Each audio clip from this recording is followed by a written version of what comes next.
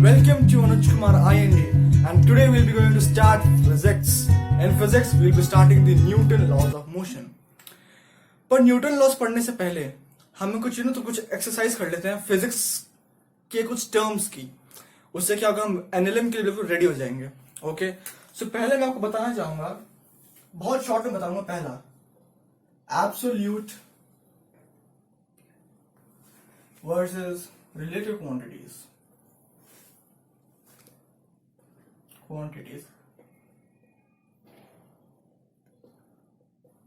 Okay, जो हमारा absolute होता है, क्या absolute?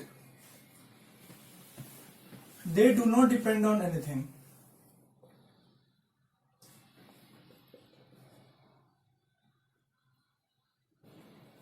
Depend, but relative it depends. And what is this depend? What is that, the thing on which they are depending? It's the observer. And this observer in physics is known as frame. And from, मैं observer, suppose मेरे ये एक A observer है, ये एक B observer है. अगर मैं इस गाड़ी को अगर ए ऑब्जर्वर से देखता हूं और बी ऑब्जर्वर से देखता हूं, तो मैं कैसे डिफरेंस करूंगा? इसको मैं बोलूंगा frame of reference. So the frame of reference from A of car, frame of reference from B of the car. Okay, ये था फ्रेम ऑफ रेफरेंस, कि किस फ्रेम से उसको रेफर्ड किया गया. Understand now? So absolute quantities जो होती है हमारी, they depend on observer, they do not depend on observer. और रिलेटिव जो होती है हमारी, दे डिपेंड ऑन ऑब्जर्वर और द फ्रेम. ओके, दूसरा हम जो पढ़ते हैं वो होता है conditional versus unconditional laws. Not quantities, it's laws. जो कंडीशनल होता है, they depend on certain conditions, but the unconditional they do not. So you can say that they are universal. They are universal. Okay? Condition, suppose Ohm's law. We have studied in class 10th. ये सिर्फ conductors के लिए होता है. किसके लिए? Conductors. But this is applied universally. Conductor पे करो, किसी को भी करो, किसी को भी उठा के फेंक के किसी कहीं पे मारो, आके नीचे गिरेगा. आसमान में फेंको, नीचे गिरेगा. किसकी वजह से? Universal law of gravitation. ये एग्जांपल ये universal law of gravitation. This is the example of universal law. Understand? तीसरा हम जो पढ़ते हैं वो होती है कैजुअलिटी. क्या? Causality. It refers to the effect by a cause. मतलब जैसे ये हवा में उड़ रहा है, ये इफेक्ट है, और कॉज क्या है? मेरा हाथ, मेरा जो मैंने इस पे फोर्स अप्लाई किया जिसकी वजह से ये ऊपर उठा, ये कॉज था. और ये इफेक्ट हुआ, effect was jumping of the pen. Understand? तो causality it refers to the effect by cause. अभी बेसिकली मैं आपको क्या बताना चाह रहा था, फिजिक्स और मैथमेटिक्स में काफी लोग बोलते हैं बहुत रिलेशन है. यही मैं आपको डिफरेंस बता रहा था कि what is the difference between physics and mathematics. Mathematics doesn't differentiate into absolute और रिलेटिव क्वांटिटीज. उसके लिए y is equals to 3x square और y is equals to 5x square. ये कोई भी क्वांटिटीज है, वो आपने नहीं सुना पाइथागोरस का लॉ, ये लॉ अलग है? नहीं. क्यों? वो इनको रेफर ही नहीं करता, बिल्कुल रेफर नहीं करता. जो और दूसरे जो हमारे कंडीशनल लॉज होते हैं वर्सेस यूनिवर्सल, मैथमेटिक्स में कहीं रेफर नहीं किया गया कि ये लॉ कंडीशनल है, ये यूनिवर्सल है. हम बेशक हम पढ़ते हैं कि पाइथागोरस ट्रायंगल के लिए है, बीपीटी ट्रायंगल के लिए है, लेकिन कहीं ऐसे नहीं पढ़ते कि ये यूनिवर्सल है, सभी के लिए अप्लाइड है, ये अनकंडीशनल है, कहीं नहीं. जो हमारी कैजुअलिटी होती है, अब आप देखिए मैथमेटिक्स के लिए ये इक्वेशन कुछ भी नहीं है, वैल्यूज पुट करो, answer.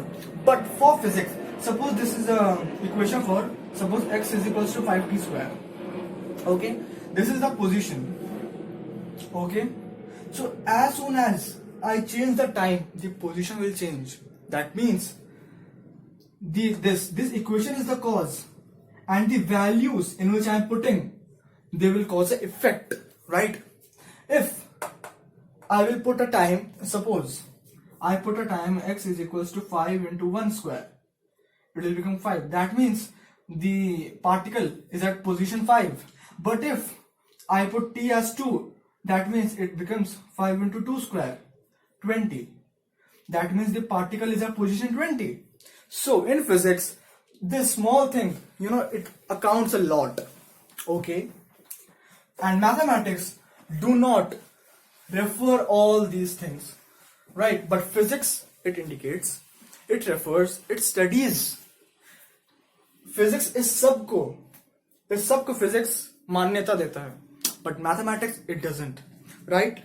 Now we are ready for NLM. हमने basic terms जान लिया, physics mathematics हमने difference जान लिया.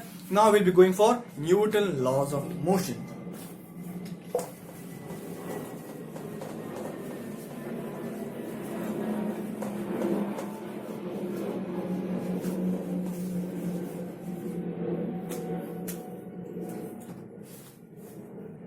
NLM. अब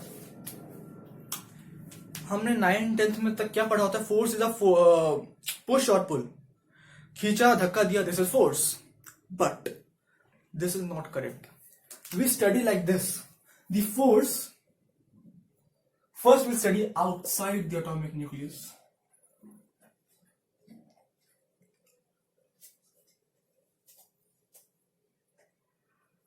एटॉमिक न्यूक्लियस कोई भी मैटर, ये बोर्ड है, इसमें जो एटम्स हैं, उस एटम का जो न्यूक्लियस है, उसके बाहर जो फोर्स लग रहे हैं, क्योंकि इसको मैटर के लिए हम कॉन्स्टिट्यूट कर सकते हैं बोर्ड को. और ये बोर्ड क्या एटम से बना हुआ है, और इस एटम में क्या है? न्यूक्लियस. अंडरस्टैंड? जो न्यूक्लियस की वजह से, न्यूक्लियस के बाहर जो फोर्स लगते हैं, आज हम उनको पढ़ेंगे.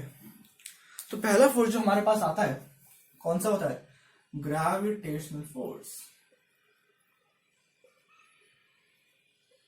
जिसको हम क्या बोलते हैं? मास मास इंटरैक्शन.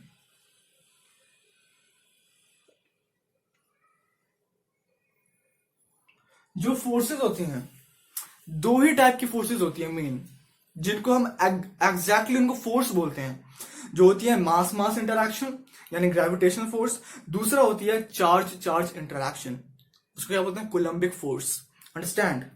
अब पहले हम पढ़ते हैं ग्रेविटेशनल फोर्स. जब किसी मास m को पता चलता है m1 कि दूसरा मास भी एग्जिस्ट कर रहा है, फिर उन दोनों में जो अट्रैक्शन होता है, जिस फोर्स की वजह से अट्रैक्शन हो रहा है, उस अट्रैक्शन को बोलते हैं, उस फोर्स को बोलते हैं ग्रेविटेशनल फोर्स. क्या चीज समझ में आई? मास मास इंटरैक्शन में हमने क्या पढ़ा कि एक मास m1 को पता चल रहा है कि दूसरा मास m2 एग्जिस्ट करता है, और जिस फोर्स से ये लोग अट्रैक्ट हो रहे हैं, उस फोर्स को बोला गया ग्रेविटेशनल फोर्स. ये फोर्स केवल मासेस पे, किस पे? केवल मासेस पे अप्लाई होता है. मास का इंटरैक्शन, और जिस फोर्स से अट्रैक्ट हो रहे हैं उनको बोलता है ग्रेविटेशनल फोर्स. अंडरस्टैंड? दूसरा हम क्या बोलते हैं? Coulombic force.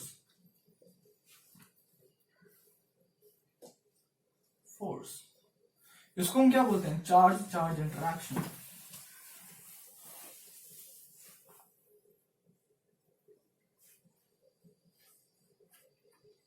Understand? Charge charge interaction कैसे? ये मेरी उंगली है. अभी मैंने बोला कि ग्रेविटेशनल फोर्स है, ये नीचे क्यों नहीं गिर जाती? ग्रेविटी की वजह से. क्यों नहीं गिर रही है? क्यों? इलेक्ट्रोमैग्नेटिक फोर्स की वजह से. मेरी उंगली और मेरे हाथ, इनके बीच का जो एटम्स है, उन एटम में जो फोर्स एक दूसरे की वजह से लग रहा है, क्यों? ऑपोजिट चार्जेस की वजह से. एटम्स में क्या होता है? चार्जेस. और चार्जेस में जो ऑपोजिट फोर्स लग रहे हैं, उसको बोलते हैं इलेक्ट्रोमैग्नेटिक फोर्स. और फोर्स की वजह से जो एटम्स है वो एक दूसरे से बाइंड हो रहे हैं. क्या बाइंड? उस बाइंडिंग एनर्जी की वजह से ये गिर नहीं रहा है. मेरी उंगली के एटम्स और मेरे हाथ के एटम्स एक दूसरे के लोग क्या कंबाइन, उस फोर्स से लोग अट्रैक्ट कर चुके हैं. जिस फोर्स से मास से अट्रैक्ट हुए थे, उसी तरह कोलम्बिक फोर्स से ये चार्जेस अट्रैक्ट होते हैं. Charge charge interaction. Charge charge है तो मतलब एटम्स भी इंटरैक्ट हुए कि नहीं? इसीलिए इसको बोला जाता है चार्ज चार्ज इंटरैक्शन. जैसे चार्ज है, अगर ये प्लस प्लस चार्ज होता है तो ये क्या करता है, रिपेल। अगर ये माइनस प्लस होता है तो ये क्या करता है, अट्रैक्ट करता है। अब जैसे ये पेन का ढक्कन, इसमें ऐसे क्यों है, ये गिर क्यों नहीं रहा है, बिकॉज ऑफ कोलम्बिक फोर्स। इस पेन के ढक्कन का जो एटम्स हैं उस पर जो चार्जेस लग रहे हैं, ये चार्ज इस चार्ज से क्या हो गए हैं, अट्रैक्ट। किस फोर्स से अट्रैक्ट हुए हैं, कोलम्बिक फोर्स से।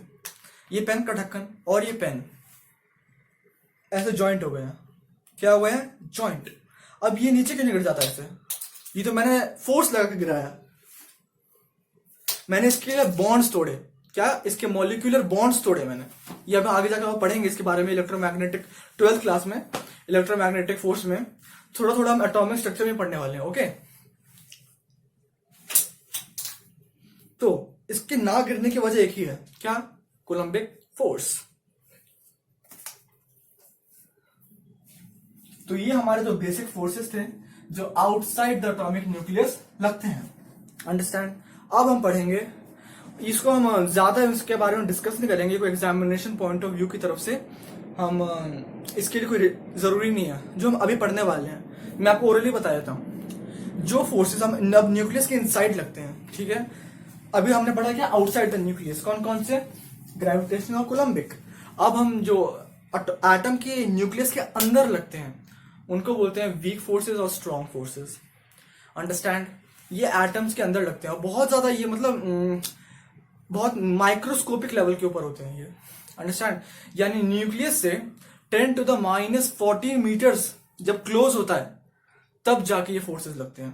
तो ये इनका कुछ हम डिस्कस करने को ऐसे इंपॉर्टेंस बनता है। मेन हमारे ये दो फोर्सेस थे, ग्रेविटेशनल और Coulombic force. Now basically now what is a force? Force is nothing but when a charge get to know that a charge is existing and it attracts. Secondly, when a mass it gets to know that a mass is existing and it attracts through gravitational force. These are the forces. Basically, the mass interaction, the charge interaction. Only these are the forces. Now you will say certain kind of force, yani electrostatic force. Then you will say muscular force. You know, use your brain. The electrostatic force, it arises due to charge. Muscular force, it combines both. See, when we hold up a bucket, right? The bucket don't goes off from our hand. Why? Due to electromagnetic force, right? Again, charge interaction. Okay, the galaxies, the planets in the solar system, what is the force that that binds them or keep them separate, maintains the ecosystem in the solar system. Ecosystem refers to a simple word that उसके जो surrounding वहां पे maintain हो रही है, किसकी वजह से, gravitational force की वजह से। Gravitational force is on macroscopic level. Macroscopic मतलब galaxies हो गया, solar system, stars. Gravitation force in सब पे डिपेंड करता है, मतलब इसके ऊपर वर्क करता है। लेकिन जो हमारा ये कोलम्बिक फोर्स है, it works on very microscopic level. जैसे पेन का ये चार्ज इंटरेक्शन हो गया, पेन का ढक्कन पे हो गया, हमारी टेबल्स हो गई, जो भी अटैच हो रखे हैं दूसरे से, और ये ग्रेविटेशन फोर्स की वजह से नीचे नहीं गिर रहे हैं, कहीं उड़ नहीं रहे हैं, किसकी वजह से, चार्ज इंटरेक्शन। जो सारे फोर्स अराइज होते हैं, चाहे वो न्यूक्लियर फोर्स ही क्यों ना हो, सिर्फ इन दोनों फोर्स की वजह से, अंडरस्टैंड। Moving forward,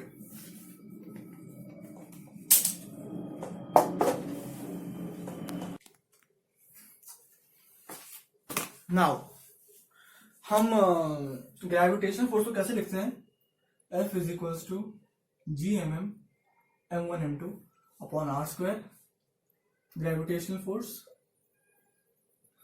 और कोलम्बिक फोर्स को कैसे लिखते हैं, K into Q1 Q2 upon R²। Okay, अब जो हमारा मास होता है, क्या मास, क्या वो फ्रेम इंडिपेंडेंट होता है,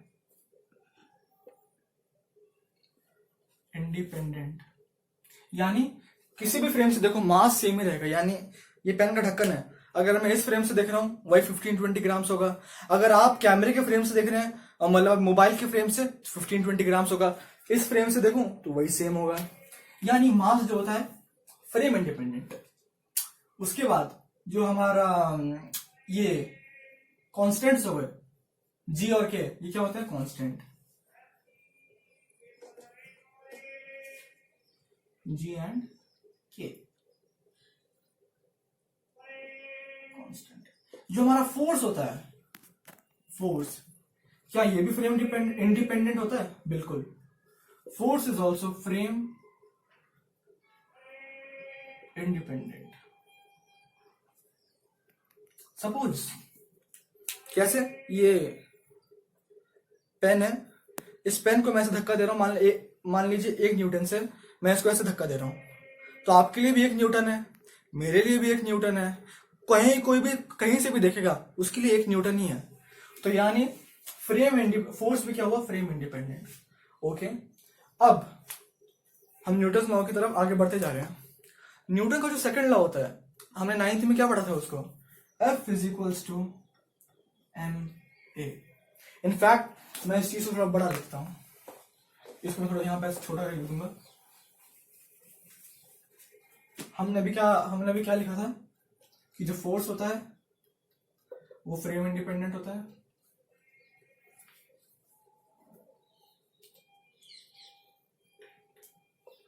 जो हमारा जी एंड के कॉन्स्टेंट्स होते हैं,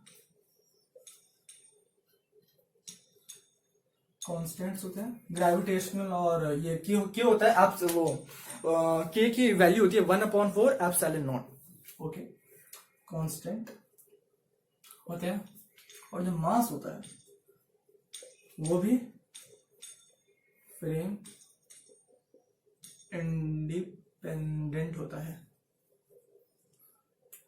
कूलम्बिक फोर्स के बारे में हम और फर्दर पढ़ेंगे क्लास 12th में। ओके, ग्रेविटेशन फोर्स के बारे में अभी हम जैसे रोटेशनल मैकेनिक्स कंप्लीट करेंगे, हम उसके बाद ग्रेविटेशन जरूर पढ़ेंगे। ठीक है, अब जो हमारा एक और मैं पॉइंट लेना चाहूंगा, एक्सलरेशन। फोर्स इंडिपेंडेंट हो गया, मास इंडिपेंडेंट हो गया, क्या एक्सलरेशन इंडिपेंडेंट होता है? नहीं, बिल्कुल नहीं। Acceleration is not frame independent.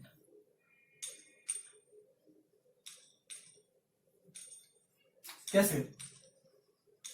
Suppose ये मैं हूं on a railway station, okay, और ये ट्रेन की गाड़ी आ रही है,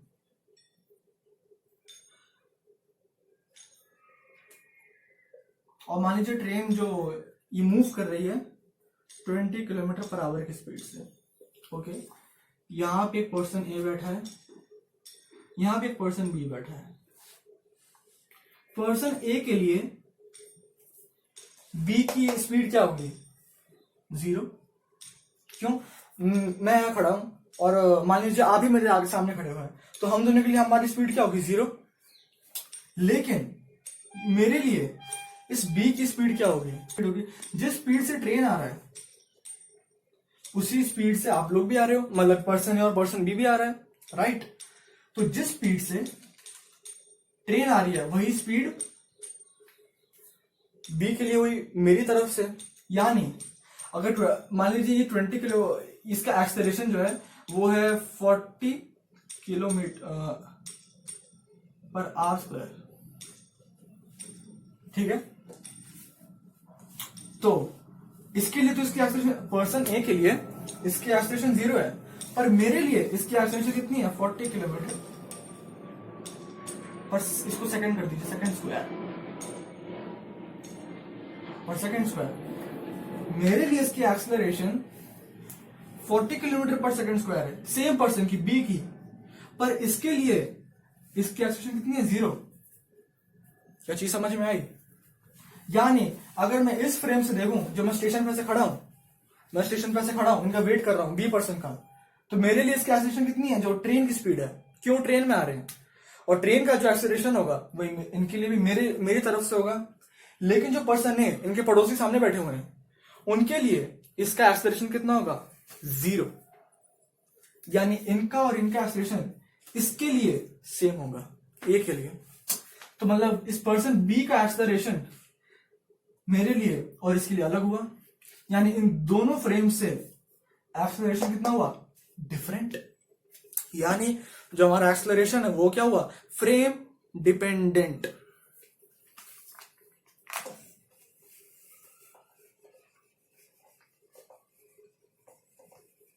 अंडरस्टैंड? जो मेरे लिए उस ट्रेन का जो एक्सेलरेशन था वही एक्सेलरेशन उस अंदर बैठे इंसानों के लिए भी होगा, मगर पर्सन ए के लिए पर्सन बी का एक्सेलरेशन क्या होता, 0 होता, उन दोनों का बिल्कुल सेम होता। तो यानी acceleration is frame dependent. Okay, हमारे पास न्यूटन का सेकंड लॉ क्या था,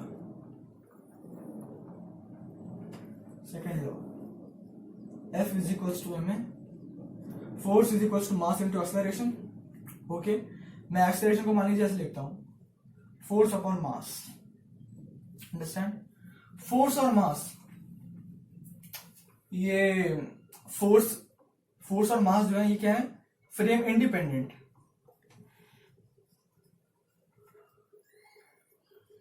पर एक्सेलरेशन क्या है, फ्रेम डिपेंडेंट। अगर मैं फ्रेम चेंज करता हूं तो ये और ये तो सेम रहेंगे, पर ये अलग हो जाएगा। मतलब I have proved second law wrong, I have proved second law wrong. कैसे?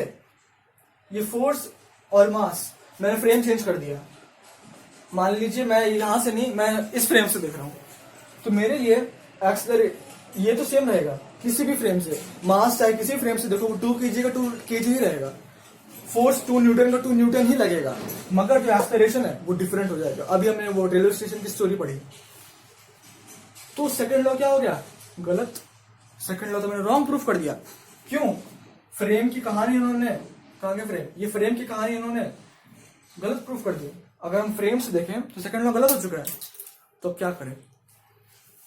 आइए आगे इसको, मतलब मैं इसको बिना फ्रेम के बाद समझाता हूं। ये एक चौक है,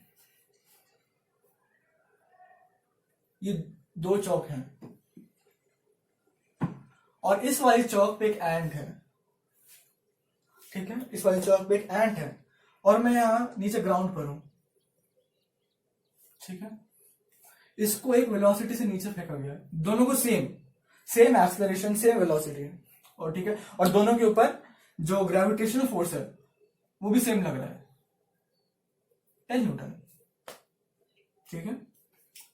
तो अब इसका जो एक्सेलरेशन होगा, मान लीजिए ये एक्सेलरेशन आया 2 मीटर पर सेकंड स्क्वायर से, ठीक है, इसकी एक्सेलरेशन आई 2 मीटर पर सेकंड स्क्वायर से। इस एंड के लिए, इस वाले चौक के लिए एक्सेलरेशन क्या होगी, 0। दोनों साथ ही आ रहे हैं, ये देखिए, सपोज ये मेरी दोनों उंगलियां हैं, ये तो बिल्कुल साथ आ रही है, इस उंगली के लिए इसका एक्सेलरेशन क्या होगा, 0। मगर यहां बैठे हुए इंसान के लिए इसका एक्सेलरेशन कितना होगा, 2 मीटर पर सेकंड स्क्वायर, 2 मीटर पर सेकंड स्क्वायर ही होगा।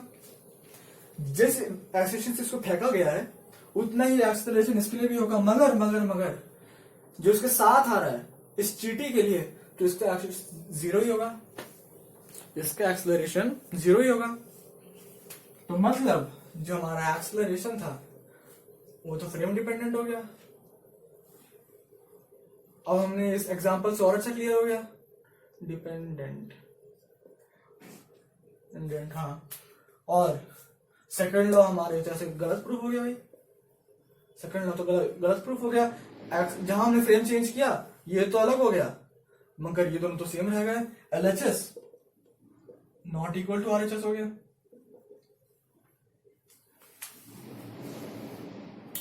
आइए अब इसमें आगे देखते हैं फिर इसकी आई कहानी क्या बनी।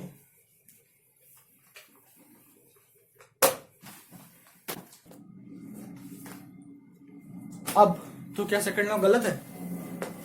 सेकंड लॉ, न्यूटन के लॉस गलत तो नहीं हो सकते, इतने साल से सब पढ़ते हुए आ रहे हैं, तो गलत तो नहीं हो सकते। क्या वो यूनिवर्सल है? क्या वो हर चीज पे, मतलब वो सारी कंडीशंस पे वो अप्लाई होते हैं? नहीं। क्या वो कंडीशनल है? हाँ। तो अब आपको उस चीज की वैल्यू समझ आई जो मैंने आपको यूनिवर्सल कंडीशनल का डिफरेंस बताया था, उनका मैंने आपको इंपॉर्टेंस बताया, उसका इंपॉर्टेंस कब यूज हो रहा है, अब यूज हो रहा है। तो Newton's second law is conditional, not universal.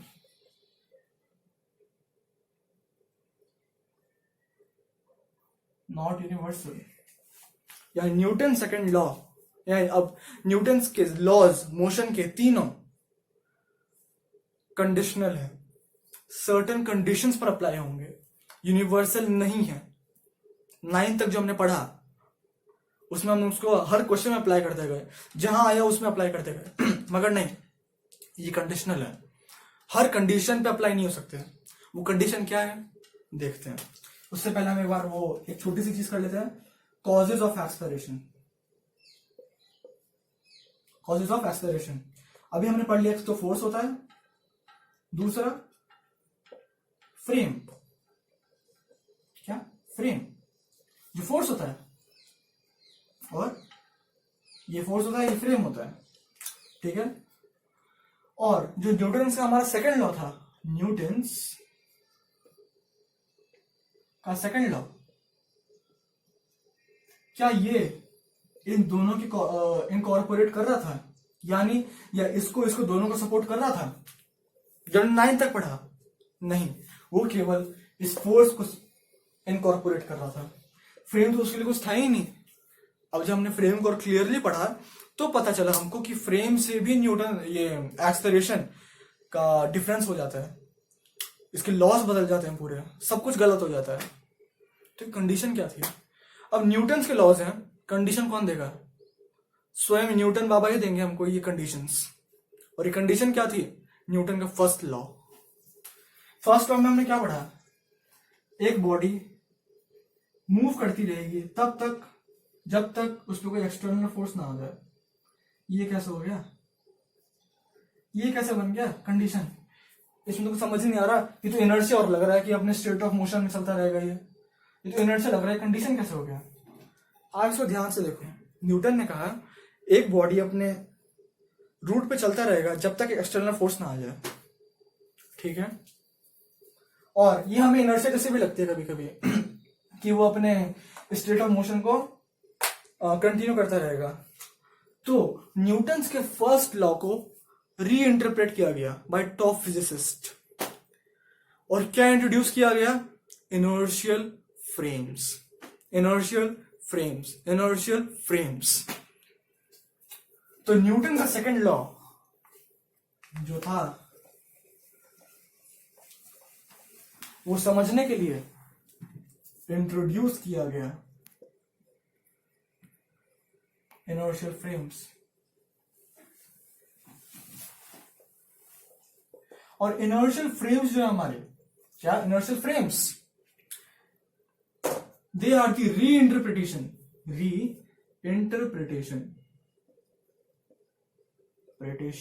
Of Newton's first law. Newton's first law. तो अगर हम न्यूटन, अभी तक जो हमने स्टोरी पढ़ी, ये थोड़ी सी जो अभी हमने पढ़ी, इसमें हमने क्या पढ़ा कि न्यूटन सेकंड लॉ यूनिवर्सल नहीं है, वो कंडीशनल है। और ये कंडीशन कौन देती है? Newton's first law. जिस बॉडी पे न्यूटन सेकंड लॉ लगना है, उस बॉडी पे न्यूटन सेकंड लॉ लगाने के लिए वो जो कंडीशंस है वो कौन देगा? Newton's first law. और न्यूटन्स फर्स्ट लॉ को रीइंटरप्रेट किया गया। और कैसे किया गया? कि उसमें इनर्शियल फ्रेम इंट्रोड्यूस किया गया। सो इनर्शियल फ्रेम्स क्या होते हैं?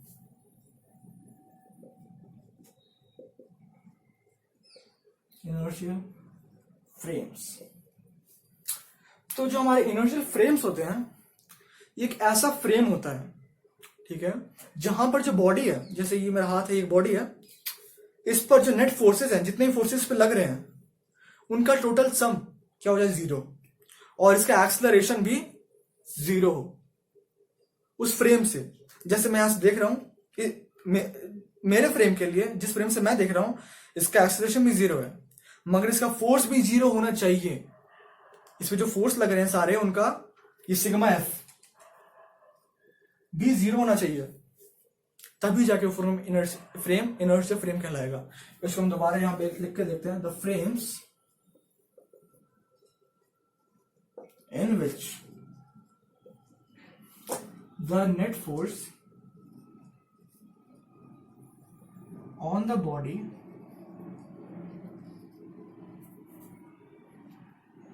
becomes zero and the acceleration in that frame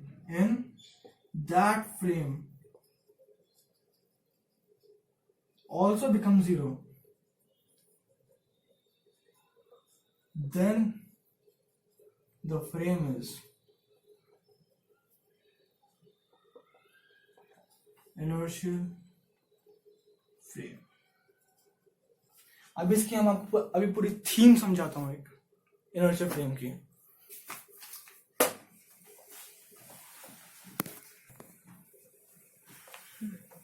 ठीक है, अब हम एक थीम की बात करते हैं, मतलब दोबारा इसको मैं अब अच्छे से बता दूं। थीम, ये बॉडी है, बॉडी, ठीक है, इस पे सारे फोर्सेस लग रहे हैं, इसके ऊपर क्या लग रहे हैं? फोर्सेस, सारे फोर्सेस। और इन फोर्सेस का जब हम सिग्मा करते हैं तो जीरो हो, क्या हो? जीरो। अब एक्सेलरेशन के हमारे दो कॉज थे, एक फोर्स और एक फ्रेम। एक तो मैं इसको एक्सेलरेट कर रहा हूं, एक इसका कॉज हो गया फोर्स और एक हो गया फ्रेम। अब अगर डेल्टा मतलब सिग्मा एफ जीरो हो गया तो इस पे एक्सेलरेशन नहीं होगा फोर्स के एस्पेक्ट से, मगर एक्सेलरेशन के फ्रेम के एस्पेक्ट से एक्सेलरेशन अभी भी हो सकता है। सपोज ये pen,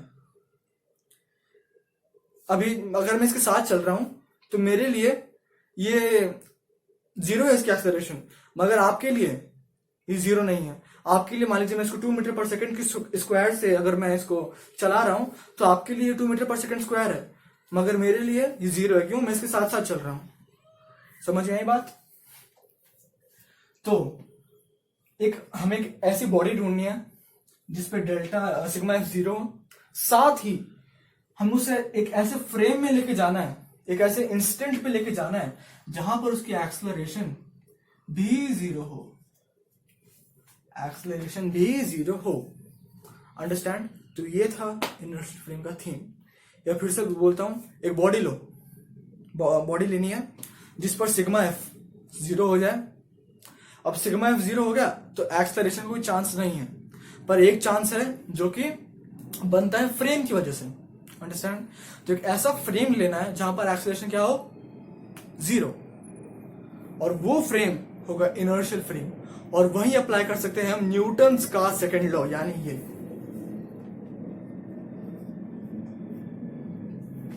F is equals to M A. Understand?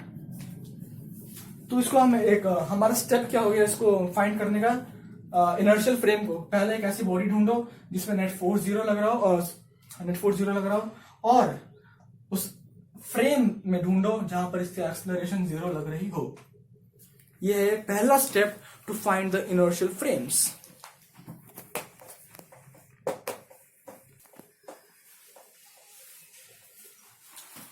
अब दूसरा तरीका क्या है कि सपोज